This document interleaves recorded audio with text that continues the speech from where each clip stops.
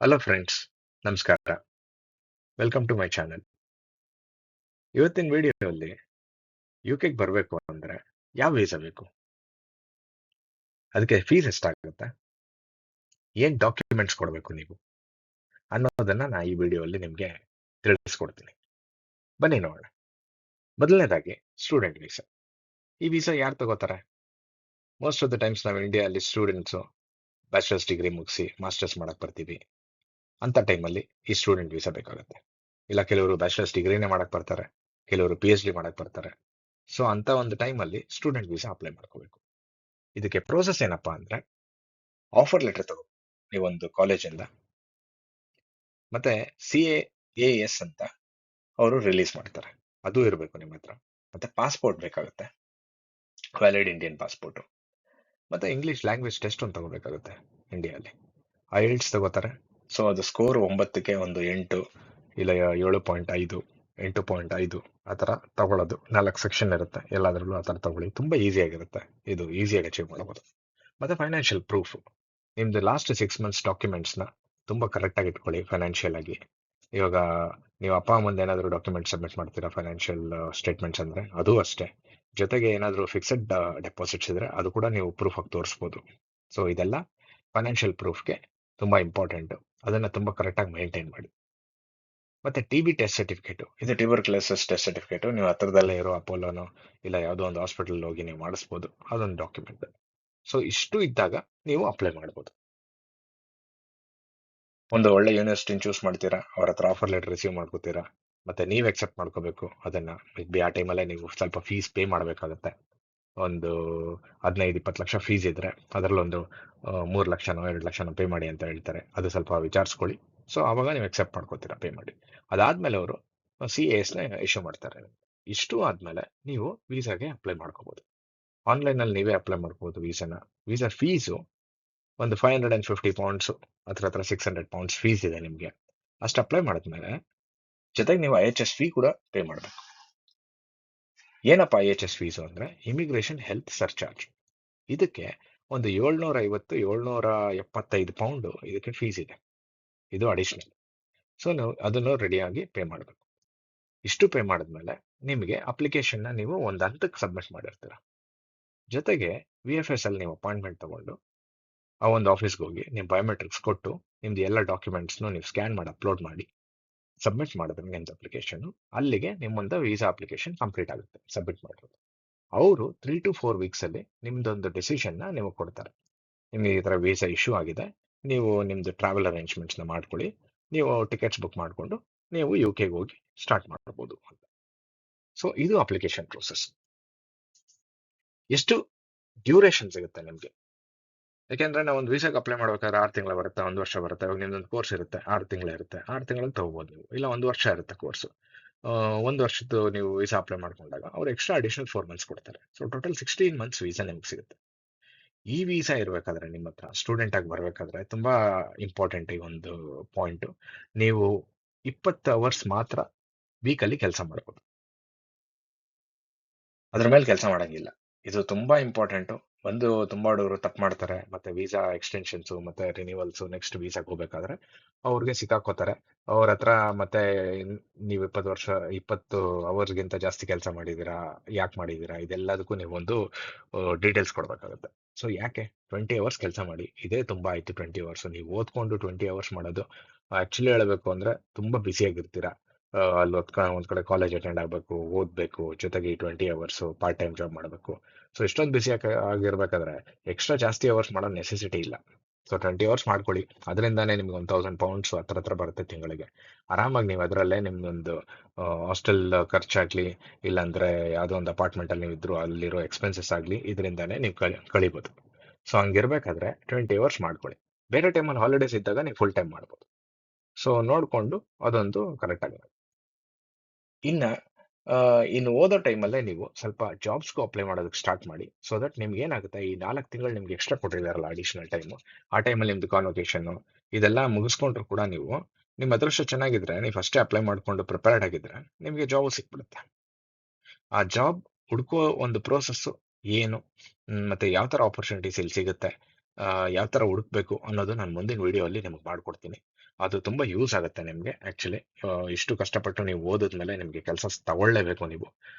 ಅದರಲ್ಲೂ ಹೆಂಗ್ ಹುಡುಕ್ಬೇಕು, ಯಾವ ಥರ ಒಂದು ಪ್ರೋಸೆಸ್ ಇದೆ, ನಾವು ಎಷ್ಟು ವೇಟ್ ಮಾಡಬೇಕಾಗುತ್ತೆ ಅಪ್ಲೈ ಮಾಡಿದ್ಮೇಲೆ, ಈ ಎಲ್ಲ ಡೀಟೇಲ್ಸು ನಾನು ನಿಮಗೆ ಮುಂದಿನ ವಿಡಿಯೋಲ್ಲಿ ಹೇಳ್ಕೊಡ್ತೀನಿ. ನೀವು ಈ 16 ಮಂತ್ಸು ತುಂಬ ಇಂಪಾರ್ಟೆಂಟು. ನೀವು ಚೆನ್ನಾಗಿ ಓದಿ ನಿಮ್ದು ಮಾಸ್ಟರ್ಸ್ ಕಂಪ್ಲೀಟ್ ಮಾಡಾದ್ಮೇಲೆ ಜಾಬ್ಗೆ ಅಪ್ಲೈ ಮಾಡ್ಕೊಂಬಿಡಿ. ಅವಾಗ ಸಿಕ್ತು ಅಂದರೆ ನಿಮಗೆ ಅದರಲ್ಲಿ ಡಿಫ್ರೆಂಟ್ ವೆರೈಟೀಸ್ ಇದೆ. ಒಂದು ನಿಮ್ಮ ಹತ್ರ ಪೋಸ್ಟ್ ಸ್ಟಡಿ ವರ್ಕ್ ವೀಸಾ ಇರೋದ್ರಿಂದ ಅವಾಗ ನೀವು ಅದನ್ನು ಅಪ್ಲೈ ಮಾಡ್ಕೋಬೇಕಾಗುತ್ತೆ. ಆವಾಗ ನಿಮಗೆ ಆ ವೀಸಾ ಮೇಲೆ ಜಾಬ್ ಕೊಡ್ತಾರೆ. ಅವಾಗ 2 ವರ್ಷ ಮಾತ್ರ ನೀವು ಮಾಡೋಕ್ಕಾಗುತ್ತೆ. ಅವ್ರೇನಾದರೂ ನಿಮ್ಗೆ ಸ್ಪಾನ್ಸರ್ಶಿಪ್ ಕೊಟ್ಟರೆ ಮಾತ್ರ ಅವಾಗ ನೀವು ಒಂದು 5 ವರ್ಷ ಅವ್ರ ಹತ್ರನೇ ಮಾಡಿ ನೀವು ಪರ್ಮನೆಂಟ್ ರೆಸಿಡೆನ್ಸ್ ತಗೋಬೋದು. ಸೊ ಇಲ್ಲ ನೀವು ಸ್ವಿಚ್ ಮಾಡಿ ಕೂಡ ಬೇರೆ ಕೆಲಸಕ್ಕೆ ಒಂದು ಕಡೆಯಿಂದ ಇನ್ನೊಂದು ಕಡೆ ಹೋಗಿ ಸ್ಕಿಲ್ಡ್ ವರ್ಕರ್ ವೀಸಾ ಅಲ್ಲೇ ನೀವು ಮಾಡಬೇಕು. ಸೊ ಈ ದೇಶದಲ್ಲಿ ನಿಮಗೆ ಪರ್ಮನೆಂಟ್ ರೆಸಿಡೆನ್ಸ್ ತಗೋಬೇಕು ಅಂದ್ರೆ ಕಂಪಲ್ಸರಿ ಸ್ಕಿಲ್ಡ್ ವರ್ಕರ್ಸ್ ವೀಸಾ ಅಲ್ಲೇ ನೀವು ಇರಬೇಕು. ಅದು 5 ವರ್ಷ ಕಂಪ್ಲೀಟ್ ಆಗಿರ್ಬೇಕು. ಸೊ ಅದರಿಂದ ನೀವು ಜಾಬ್ ತಗೊಂಡಿದ ತಕ್ಷಣ ನಿಮಗೆ ಸ್ಕಿಲ್ಡ್ ವರ್ಕರ್ ವೀಸಾ ಸಿಕ್ಬಿಟ್ಟಿದ್ರೆ ತುಂಬಾ ಒಳ್ಳೇದು. 5 ಇಯರ್ಸ್ ನೀವು ಫೋಕಸ್ಡ್ ಆಗಿ ಕೆಲಸ ಮಾಡಿ ಮುಗಿಸಿದ್ರೆ ನಿಮಗೆ ಪರ್ಮನೆಂಟ್ ರೆಸಿಡೆನ್ಸ್ ಸಿಗುತ್ತೆ. ಆಮೇಲೆ ನೀವು ಬ್ರಿಟಿಷ್ ಪಾಸ್ಪೋರ್ಟ್ ತಗೋಬಹುದು. So at least student visa first step ಆಗಿರೋದ್ರಿಂದ ಇದು ಇನ್ಫಾರ್ಮೇಶನ್. ನೆಕ್ಸ್ಟ್ ನಾವು ವರ್ಕ್ ವೀಸಾ ನೋಡೋಣ ಬನ್ನಿ. ಅದರಲ್ಲೂ ನಿಮಗೆ ಎಲ್ಲಿ ಯಾವ ಥರ ಪ್ರೋಸೆಸ್ ಇದೆ, ಏನು ಸ್ಟೆಪ್ಸು, ಎಷ್ಟು ಫೀಸ್ ಆಗುತ್ತೆ, ನಾನು ಅದ್ರ ಬಗ್ಗೆ ಹೇಳ್ತೀನಿ ಈಗ. ವರ್ಕ್ ವೀಸಾ ಇದು ಯಾರು ಅಪ್ಲೈ ಮಾಡ್ತಾರೆ ಈ ವರ್ಕ್ ವೀಸಾನ? ಒಂದು ಇಲ್ಲೇ ಓದಿರೋ ಹುಡುಗರು ಸ್ಟೂಡೆಂಟ್ ವೀಸಾ ಮುಗಿಸ್ಕೊಂಡು ನಾವು ನಮ್ಮ ಕೆಲಸ ಸಿಕ್ತು ಅಂತ ವರ್ಕ್ ವೀಸಾಗೆ ಅಪ್ಲೈ ಮಾಡ್ತಾರೆ. ಇಲ್ಲ ಇಂಡಿಯಾದಿಂದ ನಾವು ಜಾಬ್ ಅಪ್ಲೈ ಮಾಡ್ಕೊಂಡು UK ಬರ್ತೀವಿ ಅನ್ನೋರು ಅವ್ರು ವರ್ಕ್ ವೀಸಾಗೆ ಅಪ್ಲೈ ಮಾಡ್ತಾರೆ. ಸೊ ಈ ಎರಡು ಕ್ಯಾಟಗರಿಯಲ್ಲಿ ಏನಾಗುತ್ತೆ, ನಿಮ್ಗೆ ಒಂದು ಫಾರ್ ಎಕ್ಸಾಂಪಲ್ ನೀವು ಇಲ್ಲೇ ಓದಿ ಕೆಲಸ ತಗೊಂಡು ಒಂದು ಕಂಪ್ನಿಗೆ ಹೋಗ್ತಾ ಇದ್ದೀರಾ ಅಂದ್ರೆ ನೀವು ಇನ್ಸೈಡ್ UK ಇರ್ತೀರಾ. ಔಟ್ಸೈಡ್ UK ಇದ್ದಾಗ ಏನಾಗುತ್ತೆ, ನೀವು ಇಂಡಿಯಾದಿಂದ ಅಪ್ಲೈ ಮಾಡ್ಬೇಕಾದ್ರೆ ಆವಾಗ ನಿಮ್ಗೆ ಸಫಿಷಿಯಂಟ್ ಡಾಕ್ಯುಮೆಂಟ್ಸ್ ಬೇಕು. ಏನು, ನಿಮ್ದು ಪ್ರೀವಿಯಸ್ ವರ್ಕ್ ಎಕ್ಸ್ಪೀರಿಯನ್ಸ್ ಮತ್ತೆ ಯಾವ ಕಂಪ್ನಿಯಲ್ಲಿ ನೀವು ಅಪ್ಲೈ ಮಾಡ್ತಾ ಇದ್ದೀರೋ ಅವರು ನಿಮ್ಗೆ ಒಂದು ಸರ್ಟಿಫಿಕೇಟ್ ಆಫ್ ಸ್ಪಾನ್ಸರ್ಶಿಪ್ ಅಂತ ಒಂದು ಕೋಡ್ ಕೊಡಬೇಕಾಗುತ್ತೆ. ಮತ್ತೆ ನಿಮ್ದು ಸ್ಯಾಲರಿ ರಿಕ್ವೈರ್ಮೆಂಟ್ಸ್ ಅವ್ರು ಮೀಟ್ ಮಾಡಬೇಕಾಗುತ್ತೆ. ಫಾರ್ ಎಕ್ಸಾಂಪಲ್ ಇವಾಗ 40,000 ಅಂತಿದೆ. ನಿಮ್ಗೆ ಇಂಡಿಯಾದಲ್ಲಿ ಒಂದು 30 ಲಕ್ಷ 35 ಲಕ್ಷ ಒಳ್ಳೆ ಪ್ಯಾಕೇಜ್ ಇದ್ರೆ ನೀವು ಅಲ್ಲೆಷ್ಟು ಸೇವ್ ಮಾಡ್ತಾ ಇದ್ದೀರಾ, ಮತ್ತೆ ಆ ಸೇವಿಂಗ್ಸ್ ನೀವು ಇಲ್ಲಿ ಮಾಡೋಕ್ಕಾಗತ್ತಾ ನಿಮಗೆ ಬರೋ ಒಂದು ಸ್ಯಾಲ್ರಿಯಲ್ಲಿ ಅನ್ನೋದನ್ನ ತುಂಬಾ ಚೆಕ್ ಮಾಡಿಕೊಂಡು ಬನ್ನಿ. ನಾನು ಪ್ರೀವಿಯಸ್ ವಿಡಿಯೋಲ್ಲಿ ಇಲ್ಲಿ ಎಷ್ಟು ಎಕ್ಸ್ಪೆನ್ಸಸ್ ಆಗುತ್ತೆ ಅನ್ನೋದನ್ನ ನಿಮ್ಗೆ ಹೇಳಿದ್ದೀನಿ. ಸೊ ಅದನ್ನೆಲ್ಲ ಒಂದ್ಸಲ ನೋಡಿ ನಿಮ್ಗೆ ಎಷ್ಟು ಬೇಕಾಗಬೇಕು, ಒಂದು ಫ್ಯಾಮಿಲಿ ಆಫ್ 4 ಇಲ್ಲ ನಾನು ಒಬ್ಬನೇ ಬರ್ತಾ ಇದ್ದೀನ, ಇಂಡಿವಿಜುವಲ್ಗೆ ಎಷ್ಟಾಗುತ್ತೆ, ಎಷ್ಟು ಸ್ಯಾಲ್ರಿ ಎಕ್ಸ್ಪೆಕ್ಟೇಷನ್ಸ್ ಇರಬೇಕು ನಮಗೆ ಇಲ್ಲಿರೋ ಒಂದು ಎಕ್ಸ್ಪೆನ್ಸಸ್ನ ಮೀಟ್ ಮಾಡಿ ನಾವು ಸೇವ್ ಮಾಡೋಕ್ಕಾಗುತ್ತಾ ಇಲ್ವಾ ಅನ್ನೋದನ್ನೆಲ್ಲ ವಿಚಾರಿಸ್ಕೋಬೇಕಾಗುತ್ತೆ. ಸೊ ಅದರಿಂದ ನಿಮ್ದು ಸ್ಯಾಲ್ರಿ ನೆಗೋಷಿಯೇಷನ್ ತುಂಬಾ ಇಂಪಾರ್ಟೆಂಟ್ ಈ ವರ್ಕ್ ವೀಸಾ ಅಲ್ಲಿ. ಜಾಸ್ತಿ ತಗೊಳ್ಳಿ, ಅದು ಅಟ್ಲೀಸ್ಟ್ ಒಂದು 75,000 ಪೌಂಡ್ಸ್ ಆದರೂ ತಗೊಂಡು ಬನ್ನಿ. ಸೊ ನೀವು ಅಪ್ಲೈ ಮಾಡಬೇಕಾದ್ರೆ ನಿಮ್ಮ ಹತ್ರ ಡಾಕ್ಯುಮೆಂಟ್ಸ್ ಏನಪ್ಪ ಬೇಕು ಅಂದ್ರೆ ನಿಮಗೆ previous company letters, experience letters ಇರಬೇಕು. ಮತ್ತೆ ಆ ಜಾಬ್ ನೀವು ಅಪ್ಲೈ ಮಾಡ್ತಾ ಇರೋದು ಈ ದೇಶದಲ್ಲಿ ಶಾರ್ಟೇಜ್ ಆಕ್ಯುಪೇಷನ್ ಲಿಸ್ಟ್ ಅಲ್ಲಿ ಇರಬೇಕು. ಸೊ ಆವಾಗ ನೀವು ಅಂತ ಜಾಬ್ಗೆ ಅಪ್ಲೈ ಮಾಡಿದಾಗ, for example cyber security, so ಇಂಥ ಜಾಬ್ಸು ಇಲ್ಲಿ ರಿಸೋರ್ಸಸ್ ಕಮ್ಮಿ ಇದೆ. ಫಾರ್ ಎಕ್ಸಾಂಪಲ್ ನೀವು ಇಂಡಿಯಾದಿಂದ ಅಪ್ಲೈ ಮಾಡಬೇಕಾದ್ರೆ ಇಂಥ ಜಾಬ್ಸಲ್ಲಿ ಇಂಥ ಡೊಮೈನಲ್ಲೇ ನೀವು ಇದ್ದರೆ ಅಪ್ಲೈ ಮಾಡ್ಕೊಳ್ಳಿ. ಅವಾಗ ನೀವು ಕೆಲಸ ಕೊಡ್ತಾರೆ ಅಂದಾಗ ಅವರು ನಿಮ್ಮ ಕ್ವಾಲಿಫಿಕೇಷನ್ಸು ಎಲ್ಲ ನೋಡಿ ರೈಟ್ ಸ್ಯಾಲ್ರಿ ನೆಗೋಷಿಯೇಟ್ ಮಾಡ್ಕೊಳ್ಳಿ. ಯಾಕಂದರೆ ನಾನು ಹೇಳ್ದಂಗೆ ನಿಮಗೆ ತುಂಬ ಸ್ಯಾಲ್ರಿ ಒಂದು 75,000-80,000 ಪೌಂಡ್ ಇದ್ದರೆ ನಿಮ್ಗೆ ಇಲ್ಲಿ ಈಸಿಯಾಗಿ ಸರ್ವೈವ್ ಆಗ್ಬೋದು, ಮತ್ತು ಸೇವಿಂಗ್ಸು ಮಾಡ್ಕೋಬೋದು. ಜೊತೆಗೆ ಇಂಗ್ಲೀಷು ನಿಮಗೆ ಚೆನ್ನಾಗಿ ಬಂದೇ ಬರುತ್ತೆ, ಬಿಕಾಸ್ ನಿಮ್ಮ ಹತ್ರ ಅಷ್ಟು ಎಕ್ಸ್ಪೀರಿಯನ್ಸ್ ಇರುತ್ತೆ. ಸೊ ಅದರಿಂದ ನೀವು ಅದು ಮೀಟ್ ಆಗ್ತೀರಿ. ಇಲ್ಲಿ ಮೇನ್ ಏನಪ್ಪಾ ಅಂದ್ರೆ ಸರ್ಟಿಫಿಕೇಶನ್ ಆಫ್ ಸ್ಪಾನ್ಸರ್ಶಿಪ್. ಈ ಒಂದು ಕೋಡು ಕಂಪ್ನಿಯವ್ರು ಕೊಡ್ಬೇಕು. ಈ ಕೋಡ್ ಕೊಡ್ಬೇಕಾದ್ರೆ ನೀವು ಇಂಟರ್ವ್ಯೂ ಎಲ್ಲ ಕ್ಲಿಯರ್ ಮಾಡಿ ಅವ್ರು ನಿಮಗೆ ಸ್ಪಾನ್ಸರ್ಶಿಪ್ ಮಾಡ್ತೀವಿ ಅಂತ ಹೇಳ್ತಾರಲ್ಲ, ಅಲ್ಲಿ ಒಂದು ಕ್ವಶನ್ ಕೇಳಬೇಕಾಗುತ್ತೆ ನೀವು. ಏನಂದ್ರೆ ವೀಸಾ ಪ್ರೋಸೆಸ್ಗೆ ವೀಸಾ ಅಪ್ಲಿಕೇಶನ್ ಫೀಸು ನೀವೇ ಕೊಡ್ತೀರಾ ಅಂತ ಕೇಳ್ತೀವಿ ಕೊಡಿ. ಯಾಕಂದ್ರೆ ಅವ್ರು ಕೊಡ್ತೀವಿ ಅಂದ್ರೆ ನಿಮ್ದು ಆಲ್ಮೋಸ್ಟ್ ನೀವು ಅದರಲ್ಲಿ ಎಷ್ಟೋ ದುಡ್ಡು ಉಳಿಸ್ಬೋದು. ಅದು ಫ್ಯಾಮಿಲಿ ಆಫ್ 4 ಫ್ಯಾಮಿಲಿ ಆಫ್ 3 ಇದ್ದಾಗ ಅವ್ರಿಗೆ ನೀವು ಕೇಳಿ, ನನಗೆ ಮತ್ತೆ ನಮ್ಮ ಫ್ಯಾಮಿಲಿಗೂ ಡಿಪೆಂಡೆಂಟ್ ವೀಸಾಗೂ ನೀವೇ ಸ್ಪಾನ್ಸರ್ ಮಾಡಬೇಕು ಅಂತ. ಅವ್ರು ಅದನ್ನ ಮಾಡ್ತಾರೆ ಅಂದ್ರೆ ಹತ್ರ ನೀವು ಒಂದು 20-25 ಲಕ್ಷ ಉಳಿಸ್ದಂಗೆ ಸ್ಟಾರ್ಟಿಂಗ್ ಅಲ್ಲಿ. ಸೊ ಅದರಿಂದ ಆ ಸರ್ಟಿಫಿಕೇಟ್ ಆಫ್ ಸ್ಪಾನ್ಸರ್ಶಿಪ್ ಕೋಡ್ ಕೊಟ್ಟಾಗ ಈ ಒಂದು ಕ್ವಶನ್ ನೀವು ಕಂಪ್ನಿಯಲ್ಲಿ ಕೇಳಿ ತಿಳ್ಕೊಳ್ಳಿ. So process same. ನೀವು ಜಾಬ್ ಆಫರ್ ತಗೋತೀರಾ, ಅವ್ರು ನಿಮ್ಗೊಂದು ಕೋಡ್ ಕೊಡ್ತಾರೆ, ಅಪ್ಲೈ ಮಾಡಿ, ಆನ್ಲೈನ್ ಫೀಸ್ ಪೇ ಮಾಡಿ, ಬುಕ್ ಅಪಾಯಿಂಟ್ಮೆಂಟ್, ಬಯೋಮೆಟ್ರಿಕ್ಸ್ ಕೊಡಬೇಕಾಗುತ್ತೆ VFS ಅಲ್ಲಿ, ಮತ್ತೆ ನಿಮ್ಮ ಡಿಸಿಷನ್ ಒಂದು 2 months ಅಲ್ಲೆಲ್ಲ ಬಂದ್ಬಿಡುತ್ತೆ. ಸೊ ಒನ್ಸ್ ವೀಸಾ ರಿಸೀವ್ ಮಾಡಿದ್ಮೇಲೆ ನೀವು UK ಟ್ರಾವೆಲ್ ಮಾಡಿ. ಆದರೆ ಇಲ್ಲಿ ಇಂಪಾರ್ಟೆಂಟ್ ಆಸ್ಪೆಕ್ಟ್ ಏನಂದ್ರೆ ವೀಸಾ ಫೀಸ್. ಇಲ್ಲಿ ವೀಸಾ ಫೀಸ್ ಅಲ್ಲಿ 2 ಭಾಗ ಇದೆ. ಒಂದು ಅಪ್ಲಿಕೇಶನ್ ಫೀಸು, ಒಂದು NHS ಫೀಸ್ ಅಂತ. ಅಪ್ಲಿಕೇಶನ್ ಫೀಸು ನಿಮಗೆ 3 ವರ್ಷಕ್ಕೆ ತಗೊಂಡ್ರೆ ಒಂದು 1500 1600ವರೆಗೂ ಬರುತ್ತೆ. ಇಮಿಗ್ರೇಷನ್ ಫೀಸ್ ಅನ್ನೋದು ಇದೆಯಲ್ಲ, ಇಮಿಗ್ರೇಷನ್ ಹೆಲ್ತ್ ಸರ್ಚಾರ್ಜ್, ಇದನ್ನ NHS ಫೀಸ್ ಅಂತಾರೆ. ಇದು ತುಂಬಾ ಎಕ್ಸ್ಪೆನ್ಸಿವ್. ನೀವು ವರ್ಕ್ ವೀಸಾ ತಗೊಂಡು 5 ವರ್ಷ ಆ ವೀಸಾ ಅಲ್ಲಿ ನೀವು ಇದ್ದಾಗ ಮಾತ್ರನೇ ನೀವು ಪರ್ಮನೆಂಟ್ ರೆಸಿಡೆನ್ಸಿಗೆ, ಇಂಡೆಫಿನೆಟ್ ಲೀವ್ ಟು ರಿಮೈನ್ ಅಂತಾರೆ ಇಲ್ಲಿ, ಅದಕ್ಕೆ ನೀವು ಎಲಿಜಿಬಿಲಿಟಿ ಇರ್ತೀರಾ. ಆದರೆ ಅಷ್ಟು 5 ಇಯರ್ಸ್ಗೆ ನೀವು ವೀಸಾ ಅಪ್ಲಿಕೇಶನ್ ಫೀಸು ಮತ್ತೆ NHS ಫೀಸು ಇಷ್ಟು ಪೇ ಮಾಡಬೇಕಾಗುತ್ತೆ. ಸೊ NHS ಫೀಸು ನೀವು ಪೇ ಮಾಡೋದ್ರಿಂದ ನಿಮಗೆ ಏನು ಒಂದು ಬೆನಿಫಿಟ್ ಇದೆ ಅಂದ್ರೆ, ನೀವು ಇಲ್ಲಿರೋ ಮೆಡಿಕಲ್ ಸರ್ವಿಸಸ್ನ ನೀವು ಫ್ರೀಯಾಗಿ ಯೂಸ್ ಮಾಡ್ಕೋಬಹುದು. ಫಾರ್ ಎಕ್ಸಾಂಪಲ್, ನಿಮ್ಗೆ ಜ್ವರ ಬಂತು, ಇಲ್ಲ ಒಂದು ತಲೆನೋವಿದೆ, ಇಲ್ಲ ಅಂದ್ರೆ ಒಂದು ಹಲ್ಲು ಬಂತು, ನೀವು ಹೋಗಿ ತೋರಿಸ್ತೀನಿ ಅಂದ್ರೆ ಅವಾಗ ನಿಮಗೆ ಫ್ರೀ ಇರುತ್ತೆ. ಬಟ್ ನೀವು ಆಲ್ರೆಡಿ NHS ಫೀಸ್ ಪೇ ಮಾಡಿರ್ತೀರ.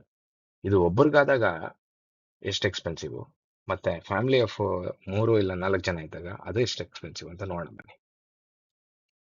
ಒಬ್ಬರಿಗೆ ಆದ್ರೆ 1 ವರ್ಷಕ್ಕೆ 1035 ಪೌಂಡ್ ಪೇ ಮಾಡಬೇಕಾಗುತ್ತೆ. 3 ವರ್ಷಕ್ಕೆ 3100 ಪೌಂಡ್ ಅಷ್ಟು ಪೇ ಮಾಡಬೇಕು. ಇದು ಅಪ್ಲಿಕೇಶನ್ ಫೀಸ್ ಬಿಟ್ಟು ನೀವು ಇದು NHS ಫೀಸ್ ಮಾತ್ರ ಅಷ್ಟು ಪೇ ಮಾಡಬೇಕು. ಸೊ ಒಬ್ಬರಿಗೆ ಒಂದು 3 ವರ್ಷಕ್ಕೆ ಹೆಂಗಿಲ್ಲ ಅಂದ್ರೂ ಕೂಡ ನೀವು 6000 ಪೌಂಡ್ ನಿಮ್ಮ ಅಕೌಂಟಲ್ಲಿ ಇರಬೇಕು. ಒಂದು ಆಲ್ಮೋಸ್ಟ್ ನೀವು 5000 ಪೌಂಡ್ ನೀವು ಪೇ ಮಾಡ್ಬಿಡ್ತೀರಾ ಅಪ್ಲಿಕೇಶನ್ ಫೀಸು ಮತ್ತೆ NHS ಫೀಸು ಅಂತ. ಈ ಉಳಿದಿರೋ ಒಂದು 1570 ನಿಮ್ಮ ಅಕೌಂಟಲ್ಲಿ ಇದ್ರೆ ನಿಮಗೆ ಇನಿಷಿಯಲ್ ಆಗಿ ನಿಮಗೆ ಫಂಡ್ಸ್ ನಿಮ್ಮನ್ನು ನೀವು ಸಪೋರ್ಟ್ ಮಾಡ್ಕೊಳಕ್ಕಿದೆ ಅಂತ ಅವರು ಅಗ್ರಿ ಮಾಡ್ತಾರೆ ವೀಸಾ ಇಶ್ಯೂ ಮಾಡಬೇಕಾದ್ರೆ. ಸೊ ಒಂದು 6000 ಪೌಂಡ್ ನಿಮ್ಮ ಅಕೌಂಟಲ್ಲಿ ಇದ್ದು ಅದನ್ನ ಸ್ಟೇಟ್ಮೆಂಟ್ ಕರೆಕ್ಟಾಗಿ ಇಟ್ಕೊಳ್ಳಿ, ಅದೇ ದುಡ್ಡಲ್ಲೇ ನೀವು ಪೇ ಮಾಡಿ, ಪರವಾಗಿಲ್ಲ. ಸೊ ಇದು 3 ಇಯರ್ಸ್ಗೆ. ಬಟ್ ನೀವು 5 ಇಯರ್ಸ್ ವೀಸಾ ತಗೋಬೇಕು, ಇಲ್ಲೇ ಎಕ್ಸ್ಟೆನ್ಷನ್ ತಗೊಂಡು ಆಮೇಲೆ ನೀವು ILR ಪರ್ಮನೆಂಟ್ ರೆಸಿಡೆನ್ಸಿ ತಗೋಬಹುದು. ಇದನ್ನ ನೀವು ಒಬ್ಬರಿಗೆ ಹೇಳಿದ್ ನಾನು. ಇದನ್ನ ನೀವು 4 ಜನ ಇದ್ರೆ 4 ಜನಕ್ಕೆ ಪೇ ಮಾಡಬೇಕು, 3 ಜನ ಇದ್ರೆ 3 ಟೈಮ್ಸ್ ಪೇ ಮಾಡಬೇಕು. ಸೊ ಇಷ್ಟು ದುಡ್ಡು ಅಂದಾಗ ಇದು ತುಂಬಾ ದೊಡ್ಡ ದುಡ್ಡು. 22 ಸಾವಿರ ಪೌಂಡ್ ಆಗುತ್ತೆ 4 ಜನಕ್ಕೆ, ಇಬ್ಬರು ಮಕ್ಕಳಿದ್ರೆ ಎಲ್ಲರೂ ಸೇರಿ. ಸೊ ಅದರಿಂದ ನೀವು ಕಂಪ್ನಿ ಜೊತೆ ನೆಗೋಷಿಯೇಟ್ ಮಾಡ್ಕೊಳ್ಳಿ. COS ಕೊಟ್ಟಾಗ ಅವರು ನೀವೇ ವೀಸಾ ಮತ್ತೆ ಡಿಪೆಂಡೆಂಟ್ ವೀಸಾನ ಅರೇಂಜ್ ಮಾಡ್ಕೊಡಿ, ಆವಾಗ ನಾನು ಈ ಆಫರ್ಗೆ ಎಕ್ಸೆಪ್ಟ್ ಮಾಡ್ಕೋತೀನಿ ಅಂತ. ಆ ಥರ ಮಾಡಿದಾಗ ನಿಮ್ಗೆ ಅಷ್ಟು ದುಡ್ಡು ಸೇವ್ ಆಗುತ್ತೆ. ಇದೊಂದು ಪಾಯಿಂಟ್ ತುಂಬಾ ತುಂಬಾ ಇಂಪಾರ್ಟೆಂಟ್. Next, tourist visa. ಈ ಟೂರಿಸ್ಟ್ ವೀಸಾ ಏನು? ಇಲ್ಲಿ UK ಅಲ್ಲಿ ನಾವಿರ್ತೀವಿ, ಪೇರೆಂಟ್ಸ್ನ ಕರ್ಸ್ಕೋಬೇಕು ಅಂತ ಆಸೆ ಇರುತ್ತೆ. ಅವ್ರು ಬಂದಾಗ ಅವ್ರು ಬರೋದಕ್ಕೆ ಈ ಟೂರಿಸ್ಟ್ ವೀಸಾ ಬೇಕು. ಅವಾಗ ಈ ಟೂರಿಸ್ಟ್ ವೀಸಾಗೆ 6 ತಿಂಗಳು ತಗೋಬಹುದು, ಮತ್ತೆ 2 ವರ್ಷಕ್ಕೆ ತಗೋಬಹುದು, ಮತ್ತೆ 5 ವರ್ಷಕ್ಕೆ ತಗೋಬಹುದು, 10 ವರ್ಷಕ್ಕೆ ತಗೋಬಹುದು. ಯಾರು ಡೈರೆಕ್ಟ್ ಆಗಿ 5 ವರ್ಷ 10 ವರ್ಷ 2 ವರ್ಷಕ್ಕೂ ಅಪ್ಲೈ ಮಾಡ್ಕೋಲ್ಲ. 6 ತಿಂಗಳು ತಗೋತಾರೆ ಫಸ್ಟ್. ಸೊ ಇದಕ್ಕೆ ಏನ್ ಬೇಕು ಡಾಕ್ಯುಮೆಂಟ್ಸು? ನಿಮ್ದು ಇಲ್ಲಿಂದ UK ಇಂದ ಒಂದು ಲೆಟರ್ ಕೊಡಬೇಕಾಗುತ್ತೆ. ಇವರು ನಮ್ಮ ಅಪ್ಪ ಅಮ್ಮ, ಇವ್ರಿಗೆ ಫೈನಾನ್ಷಿಯಲ್ ಆಗಿ ನಾನೇ ನೋಡ್ಕೋತೀನಿ, ಇವ್ರು ಬರ್ತಿರೋದು ಆಮ್, ಇಲ್ಲಿರೋ ಟೂರಿಸ್ಟ್ ಪ್ಲೇಸಸ್ನ ನೋಡೋದಕ್ಕೆ, ಇವ್ರು ನಮ್ಮ ಜೊತೆನೆ ಉಳ್ಕೋತಾರೆ. ಸೊ ನಾನೇ ಇವ್ರ ಫೈನಾನ್ಷಿಯಲ್ ಒಂದು ಎಷ್ಟು ಇದು ಟ್ರಾವೆಲ್ ಡೇಟ್ಸ್ ಇದೆಯೋ ಅದನ್ನ ನಾನೇ ನೋಡ್ಕೋತೀನಿ, ಮತ್ತೆ ಟ್ರಾವೆಲ್ ಇನ್ಶೂರೆನ್ಸ್ ಮಾಡಿಸಿ. ಸೊ ಇಷ್ಟು ಡಾಕ್ಯುಮೆಂಟ್ಸ್ನ ನೀವು ಇಟ್ಕೊಂಡು, ಮತ್ತೆ ನೀವು ಇಲ್ಲಿರೋದ್ರಿಂದ ಇಲ್ಲಿರೋ ಒಂದು ಕೌನ್ಸಿಲ್ ಟ್ಯಾಕ್ಸು ಇಲ್ಲಾಂದ್ರೆ ಯುಟಿಲಿಟಿ ಬಿಲ್ಲು ಇಂಥದ್ದೊಂದು ಡಾಕ್ಯುಮೆಂಟ್ಸ್ ನೀವು ಕೊಡಬೇಕಾಗುತ್ತೆ ಅವ್ರಿಗೆ. ಸೊ ಅವ್ರು ಇಂಡಿಯಾದಲ್ಲಿ ಅಪ್ಲೈ ಮಾಡ್ಕೊಂಡಾಗ ಸೇಮ್ ಪ್ರೊಸೆಸ್, ಮತ್ತೆ ಅವ್ರು ಆನ್ಲೈನಲ್ಲಿ ಅಪ್ಲೈ ಮಾಡಿದ್ರು VFS ಅಲ್ಲಿ ಅಪಾಯಿಂಟ್ಮೆಂಟ್ ತಗೋಬೇಕು. ಅಲ್ಲೋಗಿ ಡಾಕ್ಯುಮೆಂಟ್ಸ್ ಎಲ್ಲ ಸಬ್ಮಿಟ್ ಮಾಡಿ ಬಯೋಮೆಟ್ರಿಕ್ಸ್ ಕೊಟ್ಟು ಸ್ಕ್ಯಾನ್ ಮಾಡಿ ಅಪ್ಲೋಡ್ ಮಾಡ್ತಾರೆ. ಮತ್ತೆ ವೇಟ್ ಮಾಡಿ ಒಂದು 3 to 4 ವೀಕ್ಸು, ನಿಮಗೆ ಡೈರೆಕ್ಟ್ ಆಗಿ ವೀಸಾ ಸಿಗುತ್ತೆ. ಮತ್ತೆ ಟ್ರಾವೆಲ್ ಟಿಕೆಟ್ಸ್ ಬುಕ್ ಮಾಡ್ಕೊಳ್ಳಿ. ನಾವೇನ್ ಮಾಡ್ತಿದ್ದೋ, ಒಂದೊಂದ್ಸಲ ಟ್ರಾವೆಲ್ ಟಿಕೆಟ್ಸ್ನ ಬುಕ್ ಮಾಡಿ ಆ ವೀಸಾ ಅಪ್ಲಿಕೇಶನ್ ಅಲ್ಲಿ ಆ ಟ್ರಾವೆಲ್ ಟಿಕೆಟ್ಸ್ ಕೂಡ ಸೇರಿಸಿ ಅಪ್ಲೈ ಮಾಡ್ತಿದ್ದು. ಏನಕ್ಕೆ ಅಂದ್ರೆ ಅವಾಗ ಅವ್ರಿಗೆ ಗೊತ್ತಾಗ್ತಿತ್ತು, ಓ ಇವ್ರು ಈ ಟ್ರಾವೆಲ್ ಈ ಡೇಟ್ ಇಂದ ಈ ಡೇಟ್ಗೆ ಹೋಗಿ ಬರ್ತಾರೆ, ಇವ್ರಿಗೆ ವೀಸಾ ಬೇಗ ಕೊಡಬೇಕು ಅಂತ. ಇನ್ ಕೇಸ್ ನಮಗೆ ವೀಸಾ ಬರದೇ ಇದ್ರೆ ಚೇಂಜ್ ಮಾಡ್ಕೋತಿತ್ತು, ಡೇಟ್ಸ್ನ ಮೂವ್ ಮಾಡ್ತಿತ್ತು. ಸೊ ಅದಕ್ಕೆ ಸ್ವಲ್ಪ ಒಂದು 10-15 ಸಾವಿರ ಖರ್ಚಾಗ್ತಿತ್ತು. ಸೊ ಅದರಿಂದ ಇಟ್ ಡಿಪೆಂಡ್ಸ್. ನೀವು ವೀಸಾ ಬಂದ್ಮೇಲೆ ಟಿಕೆಟ್ ಬುಕ್ ಮಾಡ್ಕೋತೀರಾ, ವೀಸಾ ಬರೋಕ್ಕೂ ಮುಂಚೆನೆ ಅಪ್ಲೈ ಮಾಡಿ ಟಿಕೆಟ್ಸ್ ಬುಕ್ ಮಾಡಿ ಅದನ್ನು ಡಾಕ್ಯುಮೆಂಟ್ ಆಗಿ ಕೊಡ್ತೀರಾ ಅನ್ನೋದನ್ನ ನೋಡ್ಕೊಳ್ಳಿ ನೀವು. ಬಟ್ ವೀಸಾ ಬರೋಕ್ಕೂ ಮುಂಚೆ ನೀವೇನಾದರೂ ಟಿಕೆಟ್ಸ್ ಬುಕ್ ಮಾಡಿದ್ರೆ ಚೇಂಜ್ ಮಾಡೋ ಅಂಥದ್ದು ರೀಫಂಡಬಲ್ ಟಿಕೆಟ್ಸ್ನ ಬುಕ್ ಮಾಡ್ಕೊಳ್ಳಿ, ಅವಾಗ ಸ್ವಲ್ಪ ಈಸಿ ಆಗುತ್ತೆ. ಸೊ ಈ ವಿಡಿಯೋಲಿ ನೀವು ನೋಡಿದ್ರೆ student visa, skilled worker visa, tourist ವೀಸಾಗೆ ಏನೇನು ಡಾಕ್ಯುಮೆಂಟ್ಸ್ ಬೇಕು, ಮತ್ತೆ ಫೀಸ್ ಎಷ್ಟಾಗುತ್ತೆ, ಎಲ್ಲಿ ನಾವು ಹುಷಾರಾಗಿರ್ಬೇಕು ಅನ್ನೋದು. ಇದೆಲ್ಲದಕ್ಕಿಂತ ಹೆಚ್ಚಾಗಿ ಇನ್ನೊಂದು ಇನ್ಫಾರ್ಮೇಶನ್ ನಾನು ನಿಮ್ಮ ಹತ್ರ ಶೇರ್ ಮಾಡ್ಕೋಬೇಕು. ಇಲ್ಲಿ COS ಕೋಡ್ ಕೊಡ್ತಾರೆ ಅಂದಾಗ ಒಬ್ಬರು ಸ್ಟೂಡೆಂಟ್ ಆಗಲಿ, ವರ್ಕ್ ವೀಸಾ ಅಲ್ಲಿ ಇದ್ದವ್ರಿಗಾಗ್ಲಿ, ಇಲ್ಲ ತಗೊಳ್ಳೋರ್ಗಾಗ್ಲಿ, COS ಕೋಡ್ ಅನ್ನೋದು ಇಂಪಾರ್ಟೆಂಟ್. ಈ ಕೋಡಿಂದಾನೇ ನೀವು ಸ್ಪಾನ್ಸರ್ಡ್ ಜಾಬ್ಸ್ ಅಲ್ಲಿ ನೀವು ಅಪ್ಲೈ ಮಾಡ್ಕೊಂಡು ಬರಕ್ಕಾಗೋದು. ಆದರೆ UK ಅಲ್ಲಿ ಇದು ತುಂಬಾ ದೊಡ್ಡ ಸ್ಕ್ಯಾಮ್ ನಡೀತಾ ಇದೆ ಈ COS ಕೋಡಿಂದ. ಎಷ್ಟೋ ಕಂಪ್ನಿಗಳು, ಫೇಕ್ ಕಂಪ್ನಿಗಳು COS ಕೋಡ್ ಕೊಡ್ತೀವಿ ಅಂತ ಸ್ವಲ್ಪ ದುಡ್ಡು ಕೊಡಿ ಅನ್ನೋದು, ಕೆಲವ್ರು ಕೊಟ್ಟು ಅದನ್ನ ತಗೋತಾರೆ. ಇಲ್ಲಿ ಬಂದ್ಮೇಲೆ ನೋಡ್ತಾರೆ ಜಾಬೇ ಇರಲ್ಲ. ಮತ್ತೆ ಜಾಬ್ ತಗೊಂಡ್ರು ಕೂಡ ಆರ್ತಿಲ್ಲ, ತೆಗೆದು ಬಿಡೋದು ಅವ್ರನ್ನ ಕೆಲಸದಿಂದ. ಸೊ ಅದರಿಂದ ಎಷ್ಟೋ ದುಡ್ಡು ಖರ್ಚು ಮಾಡ್ಬಿಟ್ಟಿರ್ತಾರೆ. ಅವ್ರಿಗೊಂದು 10-15 ಸಾವಿರ ಕೊಟ್ಟಿರ್ತಾರೆ ಪೌಂಡ್ಸ್.